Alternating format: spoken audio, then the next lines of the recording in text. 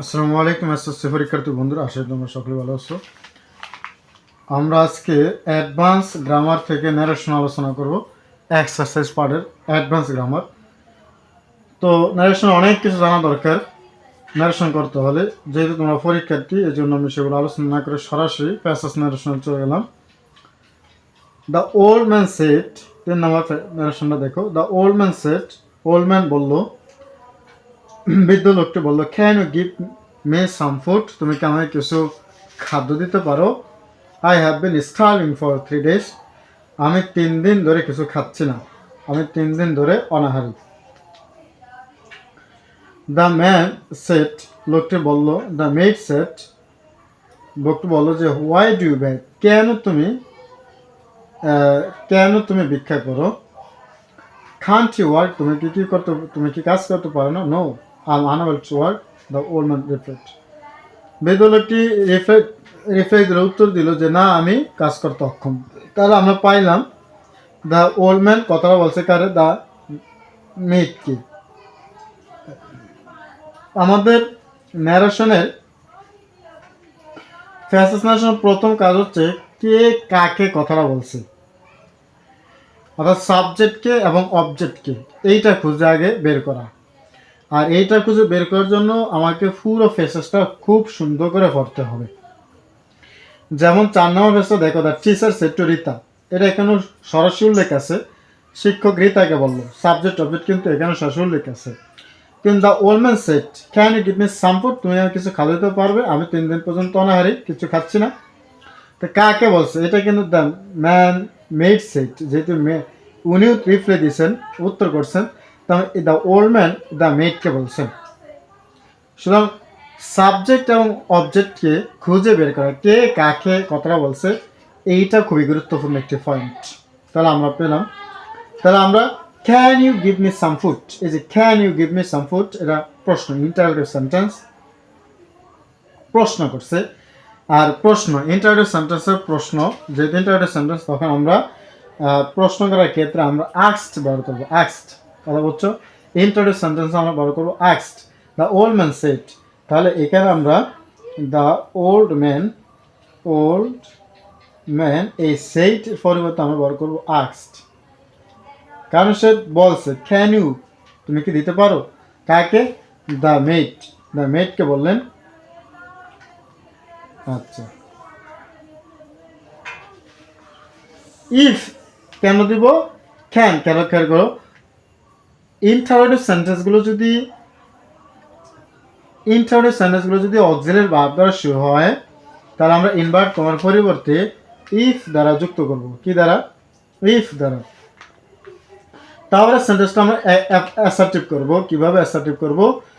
Auxiliary ভার্বটা সাবজেক্টের পরে দিলে অ্যাসার্টিভ হয়ে যাবে, অর্থাৎ ইউ ক্যান হয়ে যাবে কি, you can give me some food. তো ইউ সেকেন্ড পার্সন, আমি ফেসবুকে গ্রুপে পোস্ট করছি যে সেকেন্ড পার্সন কোথা থেকে পরিবর্তন হবে, ফার্স্ট পার্সন কোথা থেকে পরিবর্তন হবে। তো সেকেন্ড পার্সন বলতে রিপোর্টিং ভার্বের অবজেক্ট থেকে, তো রিপোর্টিং ভার্বের অবজেক্ট, রিপোর্টিং ভার্ব হচ্ছে আস্কড, এটা অবজেক্ট হচ্ছে দ্য মেড।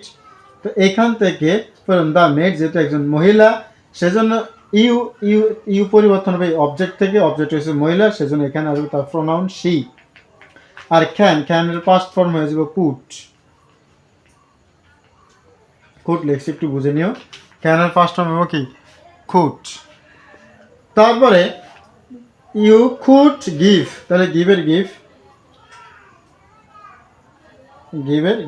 মি। তো মি ইস ফার্স্ট পার্সন, খেয়াল করো, মি হচ্ছে ফার্স্ট পার্সন, এই মিরা পরিবর্তন হবে সাবজেক্ট থেকে। সাবজেক্টে আছে দ্য ওল্ড ম্যান, একটু ভালো করে বুঝো, সাবজেক্টে আছে দ্য ওল্ড ম্যান। তো ওল্ড ম্যানের প্রোনাউন হচ্ছে হি, তো এই হিটা এসে মির স্থানে বসবে। মি হচ্ছে অবজেক্টিভ ফর্ম, তাহলে হির অবজেক্টিভ ফর্ম হচ্ছে হিম, সাম ফুড বসে যাবে। এই ন্যারেশনটা খুব সহজ, এটা কোনো জটিল ন্যারেশন না, আরও জটিল ন্যারেশন আছে। I have been starving for 3 days, এই যে আমি 3 দিন ধরে অনাহারি, এই কথাটাও কিন্তু দ্য ওল্ড ম্যান, বৃদ্ধ লোকটি বলছে যে I have been starving for 3 days, আমি 3 দিন পর্যন্ত অনাহারি, না খেয়ে আছি। তাহলে সে এটা অ্যাসার্টিভ সেন্টেন্স, যেহেতু I have bin subject plus verb রয়েছে, অ্যাসার্টিভ সেন্টেন্স এবং প্রেজেন্ট পারফেক্ট কন্টিনিউয়াস টেন্স। তো আই দ্বারা কে বুঝিয়েছে? দ্য ওল্ড ম্যানকে বুঝিয়েছে।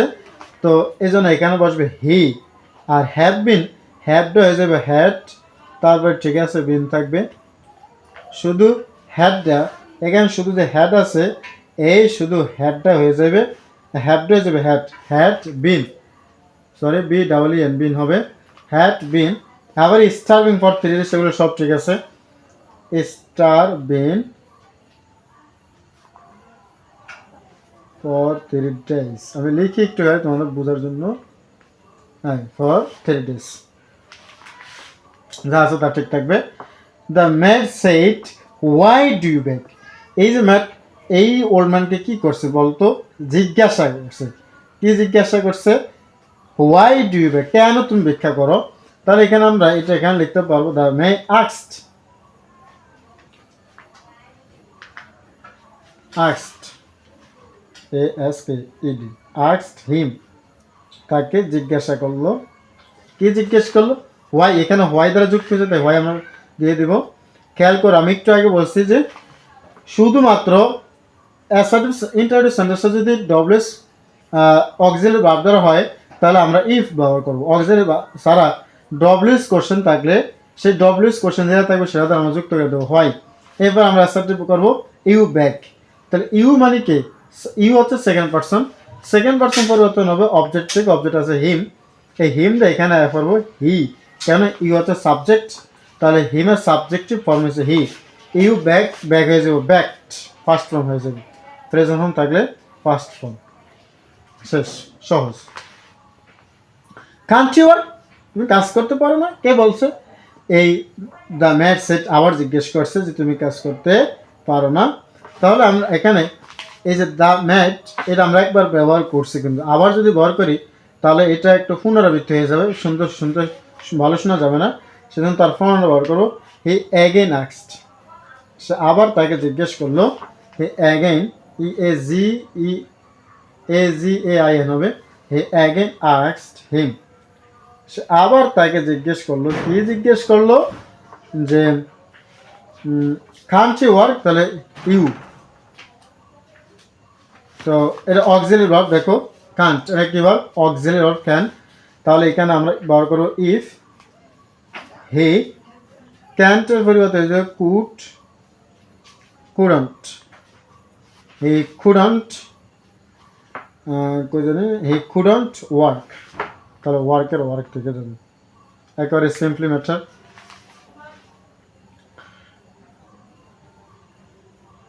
এরপরে দেখো no I am unable to work দাও, এই দেখো নো থাকবে, নো আছে, নো থাকলে আমরা ব্যবহার করবো replied in the negative, replied in the negative and said that, no থাকলে আমরা ব্যবহার করবো কি reply in the negative and said that. The old man reply দিছে, সেজন্য আমরা লিখবো যে the old man, the old man replied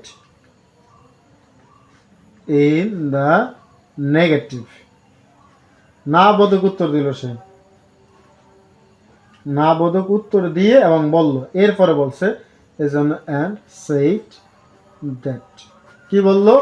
যে কি বলছে? I am unable, I am মানে কি he, he was, present form আছে, পাস্ট ফর্ম হবে he was unable, unable to, unable to work.